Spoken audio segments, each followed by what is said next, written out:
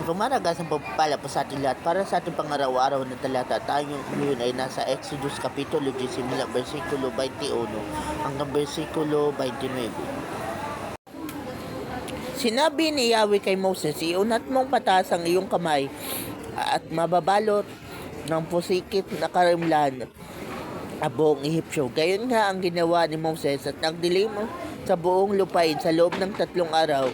Di kita ang mga tao sa buong Ehipsyo. Ano pa 3 araw na walang umalis sa kinatatayuan.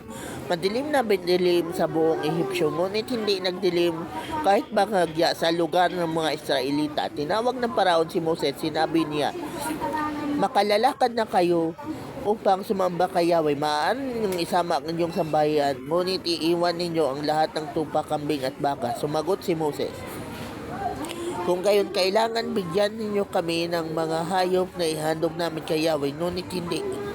Kailangan dalhin din namin ang lahat naming hayop at walang may iwan kahit balahibo, sapagkat pipiliin pa namin sa mga ito ang ihandog namin kay Yahweh, at hindi namin malalaman kung alin ang ihandog namin sa kanya hanggat hindi kami dumarating sa lugar na pagdarausan namin ng pagsamba. Ang Paraon ay pinagmatigas pa rin ni Yahweh. Ayaw na naman niyang paalisin ang mga Israelita. Sinabi niya kay Moses, lumayas ka na at huwag nang makikita sa akin. Ipapapatay na kita pag ikaw ay nakita ko pa. Masusunod ang iyong gusto. Sumagot si Moses, hindi na ako pakikita sa inyo.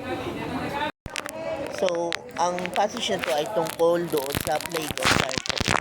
Actually, hindi lang yung passage na to, kundi yung isang buong passage na sunod-sunod ang mga salot na pinadala ng Diyos sa Ehipsyo para lang sila ay maparusahan. Pero may pattern dito na doon sa Goshen kung saan nakatira yung mga Israelites, hindi man lang nasalanta ng mga salot na yaon. So, ano ibig sabihin nito? Ang ibig sabihin nito, isa lang. Oo, totoo na mga Israelites ay naging slave at yung mga Egyptian ay kanilang slave master. Pero, pinoprotektahan pa rin sila ni Lord. So, kumbaga, sa iyong pinakalugmok na sitwasyon, kaya kang ingatan ng Diyos.